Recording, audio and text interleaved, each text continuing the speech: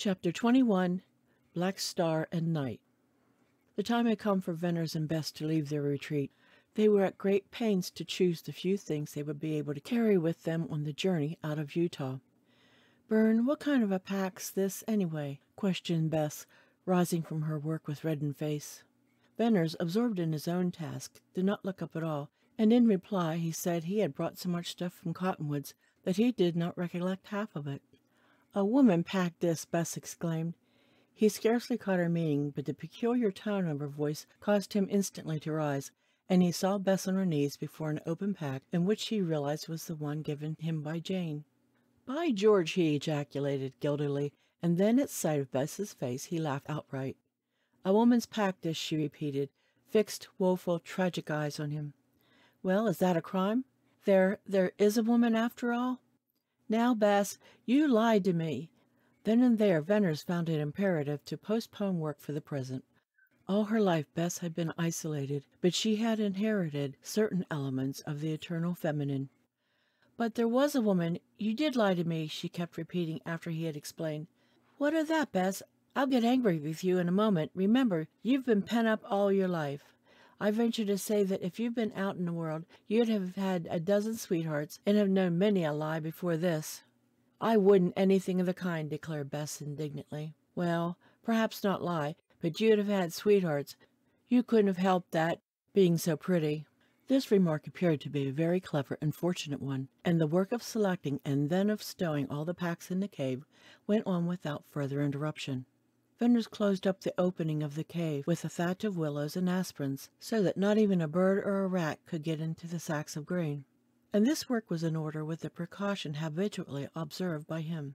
He might not be able to get out of Utah and have to return to the valley, but he owed it to Bess to make the attempt, and in case they were compelled to turn back, he wanted to find that fine store of food and grain intact. The outfit of implements and utensils he packed away in another cave. "Bess, we have enough to live here all our lives," he said once dreamily. "Shall I go roll Balancing Rock?" she asked in light speech, but with deep blue fire in her eyes. "No, no. You don't forget the gold in the world," she sighed. "Child, you forget the beautiful dresses and the travel, and everything." "Oh, I want to go, but I want to stay." "I feel the same way." They let the 8 calves out of the corral, and kept only 2 of the burros Veneers had brought from Cottonwoods. These they intended to ride.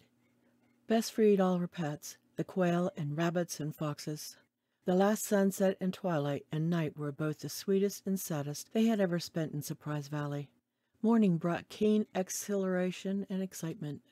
When Veneers had saddled the 2 burros, strapped on the light packs and the 2 canteens, the sunlight was dispersing the lazy shadows from the valley. Taking a last look at the caves and the silver spruces, Veneers and Bess made a reluctant start, leading the burros. Ring and Whitey looked keen and knowing. Something seemed to drag at Veneers' feet, and he noticed Bess lagged behind. Never had the climb from the terrace to the bridge appeared so long. Not till they reached the opening of the gorge did they stop to rest and take one last look at the valley. The tremendous arch of stone curved clear and sharp in outline against the morning sky, and through it streaked the golden shaft. The valley seemed an enchanted circle of glorious veils of golden race of white and silver haze and dim blue moving shade, beautiful and wild and unreal as a dream. We can think of it always, remember," sobbed Bess. "Hush, don't cry. Our valley has only fitted us for a better life somewhere. Come." They entered the gorge, and he closed the willow gate. From rosy golden morning light they passed into cool dense gloom. The burros pattered up the trail with little hollow cracking steps, and the gorge widened to narrow outlet and gloom lightened to gray. At the divide they halted for another rest. Veneers' keen remembering gaze searched Balancing Rock and the long incline and the cracked toppling walls, but failed to note the slightest change. The dogs led the descent, then came Bess leading her burro, then Veneers leading his. Bess kept her eyes bent downward. Veneers, however, had an irresistible desire to look upward at Balancing Rock. It had always haunted him, and now he wondered if he were really going to go through the outlet before the huge stone thundered down. He fancied that it would be a miracle. Every few steps he answered to the strange, nervous fear, and turned to make sure the rock still stood like a giant statue. And as he descended, it grew dimmer in his sight. It changed form, it swayed, It nodded darkly, and at last, in his heightened fancy, he saw it heave and roll. As in a dream, when he felt himself falling, yet he knew he would never fall, so he saw this long-standing thunderbolt of the little stone men plunge down to close forever the outlet to Deception Pass.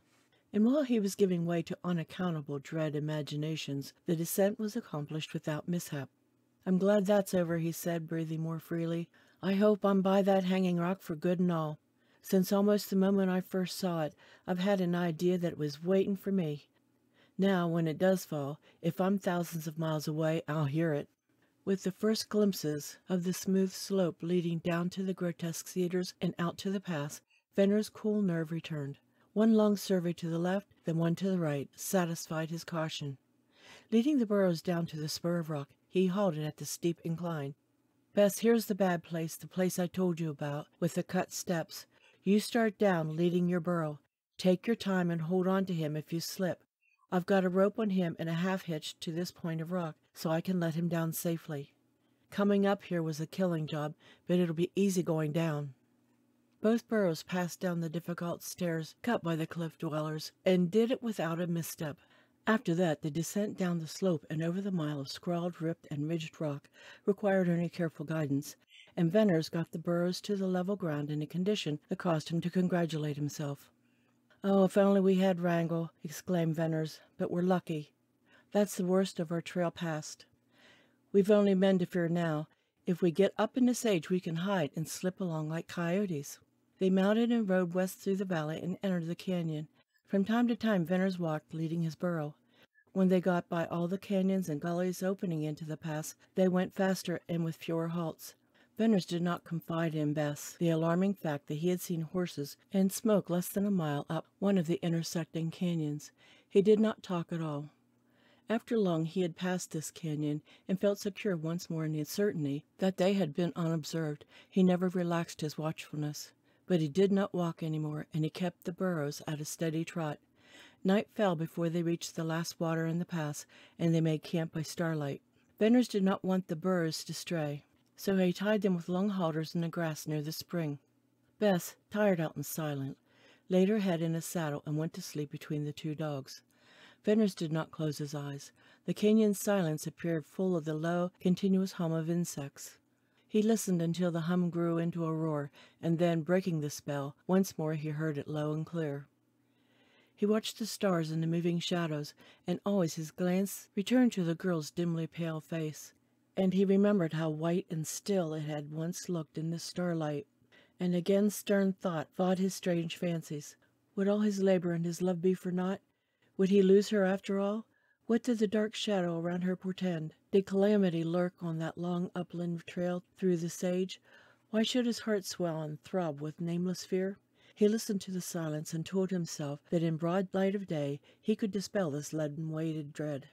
At the first hint of gray over the eastern rim, he awoke Bess, saddled the burros, and began a day's travel. He wanted to get out of the pass before there was any chance of riders coming down. They gained the break as the first red rays of the rising sun colored the rim. For once, so eager was he to get up to level ground, he did not send Ring or Whitey in advance. Encouraging Bess to hurry, pulling at his patient, plodding burro, he climbed the soft, steep trail. Brighter and brighter grew the light. He mounted the last broken edge of room, to have the sun-fired, purple sage slope burst upon him as a glory. Bess panted up to his side, tugging on the halter of her burro. "We're up," he cried joyously. "There's not a dot on the sage. We're safe. We'll not be seen. Oh, Bess!" Ring growled and sniffed the keen air and bristled. Venners clutched at his rifle. Whitey sometimes made a mistake, but Ring never. The dull thud of hooves almost deprived Venners of power to turn and see from where disaster threatened. He felt his eyes dilate as he stared at Lassiter, leading Black Star and Night out of the sage, with Jane Withersteen in rider's costume close beside them. For an instant, Venners felt himself whirled dizzily in the center of vast circles of sage. He recovered partially, enough to see Lassiter standing with a glad smile, and Jane riveted with astonishment. "Why, Burns," she exclaimed, "how good it is to see you! We're riding away, you see. The storm burst, and I'm a ruined woman. I thought you were alone." Venners, unable to speak for consternation, and bewildered out of all sense of what he ought or ought not to do, simply stared at Jane. "Son, where are you bound for?" asked Lassiter. "Not safe where I was. We're going out of Utah, back east," he found tongue to say. "I reckon this meeting's the luckiest thing ever happened to you and me, and to Jane, and to Bess," said Lassiter coolly. "Bess!" cried Jane, with a sudden leap of blood to her pale cheek. It was entirely beyond Venner's to see any luck in that meeting. Jane Withersteen took one flashing, woman's glance at Bess's scarlet face, at her slender, shapely form. "Venner's, is this a girl, a woman?" she questioned in a voice that stung. "Yes." "Did you have her in that wonderful valley?" "Yes, but Jane, all the time you were gone." "Yes, but I couldn't tell. Was it for her you asked me to give you supplies? Was it for her that you wanted to make your valley a paradise? Oh, Jane, answer me." "Yes." "Oh, you liar." And with these passionate words, Jane Withersteen succumbed to fury. For a second time in her life, she fell into ungovernable rage that had been her father's weakness. And it was worse than his, for she was a jealous woman, jealous even of her friends. As best he could, he bore the brunt of her anger. It was not only his deceit to her that she visited upon him, but her betrayal by religion, by life itself. Her passion, like fire at white heat, consumed itself in little time. Her physical strength failed, and her spirit attempted to go on in magnificent denunciation of those who had wronged her. Like a tree cut deep into its roots, she began to quiver and shake, and her anger weakened into despair. And her ringing voice sank into a broken, husky whisper. Then, spent and pitiable, upheld by Lassiter's arm, she turned and hid her face in Black Star's mane. Numb as Venner's was, when at length Jane Withersteen lifted her head and looked at him, he yet suffered a pang. "Jane, the girl is innocent," he cried. "Can you expect me to believe that?" she asked, with weary, bitter eyes. "I'm not that kind of a liar, and you know it. If I lied, if I kept silent when honor should have made me speak, it was to spare you. I came to Cottonwoods to tell you, but I couldn't add to your pain. I intended to tell you I had come to love this girl. But, Jane, I hadn't forgotten how good you were to me. I haven't changed at all toward you. I prize your friendship, as I always have. But however it may look to you, don't be unjust. The girl is innocent. Ask Lassiter." "Jane, she's just as sweet and innocent as little face," said Lassiter. There was a faint smile upon his face in a beautiful light. Venner saw, and knew that Lassiter saw, how Jane Withersteen's tortured soul wrestled with hate, and through it with scorn and doubt, suspicion, and overcame all. "Byrne, if in my misery I accuse you unjustly, I crave forgiveness," she said. "I'm not what I once was. Tell me, who is this girl?" "Jane, she is Oldring's daughter, and his masked rider. Lassiter will tell you how I shot her for a rustler, saved her life, all the story. It's a strange story, Jane, as wild as the sage, but it's true, true as her innocence, that you must believe." "Oldring's masked rider, Oldring's daughter," exclaimed Jane, "and she's innocent? You ask me to believe much. If this girl is what you say, how could she be going away with the man who killed her father?" "Why did you tell her that?" cried Venner's passionately. Jane's question had roused Bess out of stupefaction. Her eyes suddenly darkened and dilated. She stepped towards Venner's and held up both hands as if to ward off a blow. Did you kill Oldring?" "I did, Bess, and I hate myself for it. But you know, I never dreamed he was your father. I thought he had wronged you. I killed him when I was madly jealous." For a moment Bess was shocked into silence. "But he was my father," she broke out at last. "And now I must go back. I can't go with you. It's all over. That beautiful dream. Oh, I knew it couldn't come true. You can't take me now." "If you forgive me, Bess, it'll all come right in the end," implored Venners. "It can't be right. I'll go back. After all, I loved him. He was good to me. I can't forget that. If you go back to Oldring's men, I'll follow you, and then they'll kill me," said Venners hoarsely. "Oh, no, Byrne, you'll not come. Let me go. It's best for you to forget me. I've brought you only pain and dishonor." She did not weep, but the sweet bloom and life died out of her face. She looked haggard and sad, all at once stunted. Her hands dropped listlessly, and her head drooped in slow, final acceptance of a hopeless fate. "Jane, look there!" cried Venners in despairing grief. "Need you have told her? Where was all your kindness of heart? This girl has had a wretched, lonely life, and I've found a way to make her happy. You've killed it. You've killed something sweet and pure and hopeful, just as sure as you breathe." "Oh, Byrne, it was a slip. I never thought," replied Jane. "How could I tell she didn't know?" Lassiter suddenly moved forward, and with a beautiful light on his face, now strangely luminous, he looked at Jane and Venners, and then let his soft, bright gaze rest on Bess. Well, I reckon you've all had your say, and now it's Lassiter's turn. Why, I was just praying for this meeting, Bess. Just look here." Gently he touched her arm and turned her to face the others, and then outspread his great hand to disclose a shiny, battered gold locket. "Open it," he said in a singularly rich voice. Bess complied, but listlessly.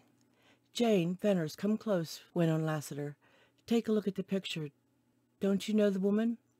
Jane, after one glance, drew back. "Millie Ern," she cried wonderingly.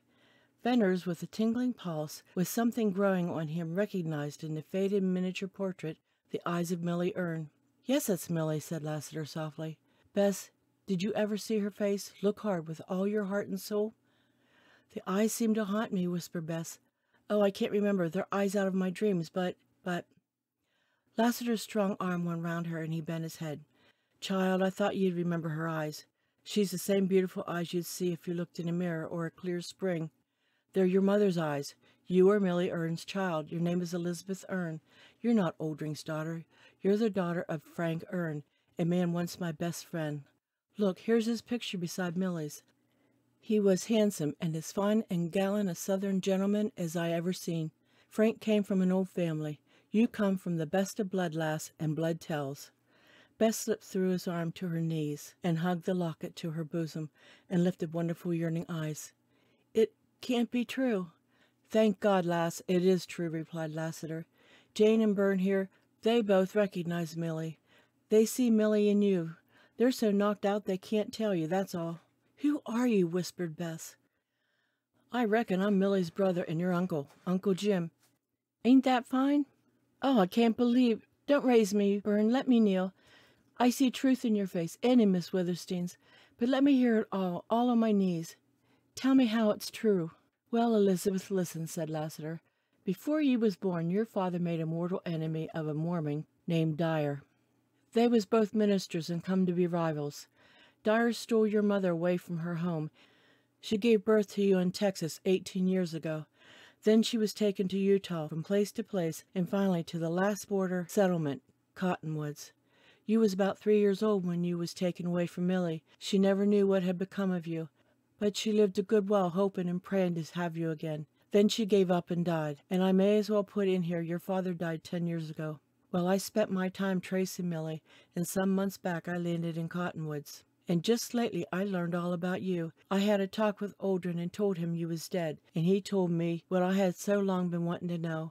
It was Dyer, of course, who stole you from Millie. Part reason was he was sore because Millie refused to give you Mormon teaching, but mostly he still hated Frank Ern so infernally that he made a deal with Oldrin to take you and bring you up as an infamous rustler and a rustler's girl. The idea was to break Frank Ern's heart if he ever came to Utah, to show him his daughter with a band of low rustlers. Well, Oldrin took you and brought you up from childhood, and then made you his masked rider. He made you infamous. He kept that part of the contract, but he learned to love you as a daughter and never let any but his own men know you was a girl. I heard him say that with my own ears, and I saw his big eyes grow dim. He told me how he had guarded you always, kept you locked up in his absence, was always at your side or near you on those rides that made you famous on the sage. He said he and an old rustler whom he trusted had taught you how to read and write. They selected the books for you. Dyer had always wanted you brought up the vilest of the vile, and Oldrin brought you up the innocentest of the innocent. He said you didn't know what vileness was. I can hear his big voice tremble now as he said it. He told me how the men, rustlers and outlaws, who from time to time tried to approach you familiarly, he told me how he shot them dead. I'm telling you this specially because you've showed such shame, saying you was nameless and all that. Nothing on earth could be wronger than that idea of yours, and the truth of it is here. Oldring swore to me that if Dyer died, releasing the contract, he intended to hunt up your father and give you back to him. It seemed Oldring wasn't all bad, and he sure loved you." Venners leaned forward in passionate remorse. "Oh, Bess, I know Lassiter speaks the truth, for when I shot Oldrin, he dropped to his knees and fought with unearthly power to speak. And he said, 'Man, why didn't you wait?' Bess was..." Then he fell dead. And I've been haunted by his look and words. Oh, Bess, what a strange, splendid thing for Oldrin to do. It all seems impossible, but dear, you really are not what you thought." "Elizabeth Ern!" cried Jane Witherstein. "I loved your mother, and I see her in you." What had been incredible from the lips of men became, in the tone, look, and gesture of a woman, a wonderful truth for Bess. With little tremblings of all her slender body, she rocked to and fro on her knees. The yearning wistfulness of her eyes changed to solemn splendor of joy. She believed. She was realizing happiness, and as the process of thought was slow, so were the variations of her expression. Her eyes reflected the transformation of her soul. Dark, brooding, hopeless belief. Clouds of gloom drifted, paled, vanquished in the glorious light. An exquisite rose flush, a glow, rose from her face as she slowly began to rise from her knees. A spirit uplifted her. All that she had held as base dropped from her. Veneers watched her in joy too deep for words. By it he divined something of what Lassiter's revelation meant to Bess, but he knew he could only faintly understand. That moment when she seemed to be lifted by some spiritual transfiguration was the most beautiful moment of his life. She stood with parted, quivering lips, with hands tightly clasping the locket to her heaving breast. A new conscious pride of worth dignified the old, wild, free grace and poise. "Uncle Jim," she said tremulously, with a different smile from any Veneers had ever seen on her face. Lassiter took her into his arms. "I reckon it's powerful fine to hear that," replied Lassiter unsteadily. Veneers, feeling his eyes grow hot and wet, turned away, and found himself looking at Jane Withersteen. He had almost forgotten her presence. Tenderness and sympathy were fast hiding traces of her agitation. Veneers read her mind, felt the reaction of her noble heart, saw the joy she was beginning to feel at the happiness of others. And suddenly, blinded, choked by his emotions, he turned from her also. He knew what she would do presently. She would make some magnificent amend for her anger. She would give some manifestation of her love. Probably all in a moment, as she had loved Millie Erne, so would she love Elizabeth Erne. "'Pears to me, folks, that we better talk a little serious now," remarked Lassiter at length. "Time flies." "You're right," replied Veneers instantly. "I'd forgotten time, place, danger. Lassiter, you're riding away. Jane's leaving Withersteen House?" "Forever," replied Jane. "I fired Withersteen House," said Lassiter. "Dyer?" questioned Veneers sharply. "I reckon where Dyer's gone there won't be any kidnapping of girls." "Ah, I knew it. I told Judkins. And Tall?" went on Veneers passionately. "Tall wasn't around when I broke loose. By now he's likely on our trail with his riders." "Lassiter, you're going into the pass to hide till all this storm blows over?" "I reckon that's Jane's idea. I'm thinking this storm will be a powerful long time blowing over. I was coming to join you in Surprise Valley." "You'd go back now with me?" "No, I want to take Bess out of Utah. Lassiter, Bess found gold in the valley. We've a saddlebag full of gold. If we can reach Sterling." "Man, how are you ever going to do that? Sterling is 100 miles. "My plan is to ride on, keeping sharp lookout. Somewhere up the trail we'll take to the sage and go round Cottonwoods and then hit the trail again." "That's a bad plan. You'll kill the burros in 2 days." "Then we'll walk." "That's more bad than worse. Better go back down the pass with me." "Lassiter, this girl has been hidden all of her life in that lonely place," went on Veneers. "Oldring's men are hunting me. We'd not be safe there any longer. Even if we would be, I'd take this chance to get her out. I want to marry her. She shall have some of the pleasures of life. See cities and people. We've gold. We'll be rich. Why, life opens sweet for both of us. And, by heavens, I'll get her out or lose my life in the attempt." "I reckon if you go on with them burros, you'll lose your life all right. Tull will have riders all over this sage. You can't get out on them burros. It's a fool idea. That's not doing best by the girl. Come with me and take chances on the rustlers." Lassiter's cool argument made Veneers waver, not in determination to go, but in hope of success. "Bess, I want you to know, Lassiter says the trip's almost useless now." "I'm afraid he's right. We've got about 1 chance in 100 to go through. Shall we take it? Shall we go on?" "We'll go on," replied Bess. "That settles it, Lassiter." Lassiter spread wide his hands, as if to signify he could do no more, and his face clouded. Veneers felt a touch on his elbow. Jane stood beside him with a hand on his arm. She was smiling. Something radiated from her, and like an electric current accelerated the motion of his blood. "Bern, you'd be right to die rather than not take Elizabeth out of Utah, out of this wild country. You must do it.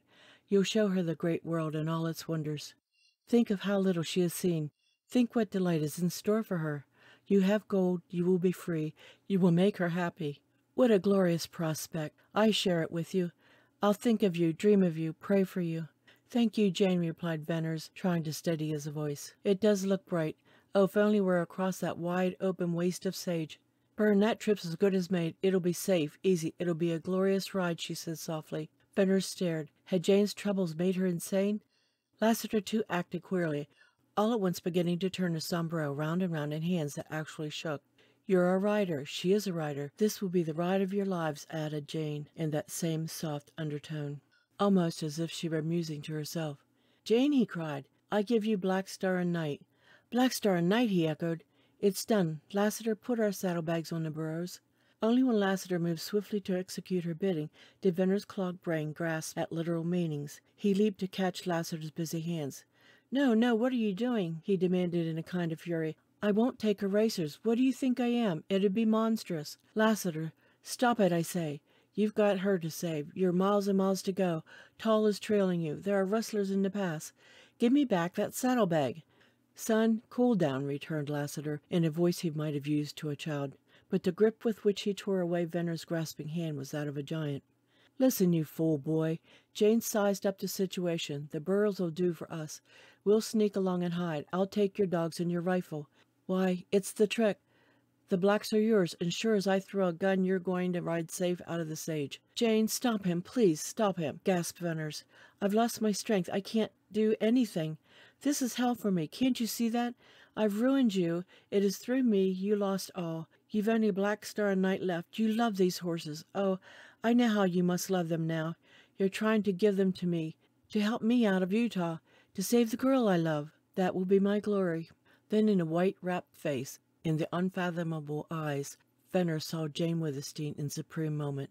This moment was one wherein she reached up to the heights for which her noble soul had ever yearned. He, after disrupting the calm tenor of her peace, after bringing down on her head the implacable hostility of her churchmen, after teaching her a bitter lesson in life, he was to be her salvation, and he turned away again, this time shaken to the core of his soul. Jane Withersteen was the incarnation of selflessness. He experienced wonder and terror, exquisite pain and rapture. What were all the shocks of life had doubt him compared to the thought of such loyalty and generous friendship? And instantly, as if by some divine insight, he knew himself in the remaking, tried, found wanting, but stronger, better, surer, and he willed to Jane Withersteen, eager, joyous, passionate, wild, exalted. He bent to her. He left tears and kisses on her hands. "Jane, I can't find words now," he said. "I'm beyond words. Only I understand. I'll take the blacks." "Don't be losing no more time," cut in Lassiter. "I ain't certain, but I think I seen a speck up the sage slope. Maybe I was mistaken. But anyway, we must all be moving. I've shortened the stirrups on Black Star. Put Bess on him." Jane Withersteen held out her arms. "Elizabeth Erne," she cried, and Bess flew to her. How inconceivably strange and beautiful it was for Venners to see Bess clasped to Jane Withersteen's breast. Then he leaped astride Night. "Venners, ride straight up on the slope," Lassiter was saying. "And if you don't meet any riders, keep one till you're a few miles from the village. Then cut off in the sage and go round to the trail. But you'll most likely meet riders with toll. Just keep right on till you're just out of gunshot, and then make your cut off into the sage. They'll ride after you, but it won't be no use. You can ride and Bess can ride. When you're out of reach, turn on round to the west and hit the trail somewhere. Save the hosses all you can, but don't be afraid. Black Star and Night are good for 100 miles before sundown, if you have to push 'em. You can get to Sterling by night if you want, but better make it along about tomorrow morning. When you get through the notch on the Glaze Trail, swing to the right. You'll be able to see both Glaze and Stonebridge. Keep away from them villages. You don't want to run no risk of meeting any of Oldring's rustlers from Sterling on. You'll find water in them deep hollows north of the notch. There's an old trail there, not much used, and it leads to Sterling. And one thing more. If Tall pushes you or keeps on persisting like for a few miles, just let the blacks out and lose him and his riders." "Lassiter, may we meet again," said Venners in a deep voice. "Son, it ain't likely. It ain't likely. Well, Bess Oldring, Mast Rider, Elizabeth Erne. Now you climb up on Black Star. I've heard you could ride. Well, every rider loves a good horse, and lass, there never was but one that could beat Black Star." "Ah, Lassiter, there never was any horse that could beat Black Star," said Jane, with the old pride. "I often wondered. Maybe Venners rode out that race when he brought back the blacks. Son, was Wrangle the best hoss?" "No, Lassiter," replied Venners. For this lie he had a reward in Jane's quick smile. Well, well, my hoss sense ain't always right, and here I'm talking a lot, wasting time. It ain't so easy to find and lose a pretty niece all in 1 hour. Elizabeth, goodbye." "Oh, Uncle Jim, goodbye. Elizabeth Erne be happy." "Goodbye," said Jane. Goodbye, oh, goodbye. In this supple action, Bess swung up on Black Star's saddle. Jane Withersteen, goodbye, called Veneers hoarsely. Byrne, Bess, Riders of the Purple Sage, goodbye. End of chapter 21.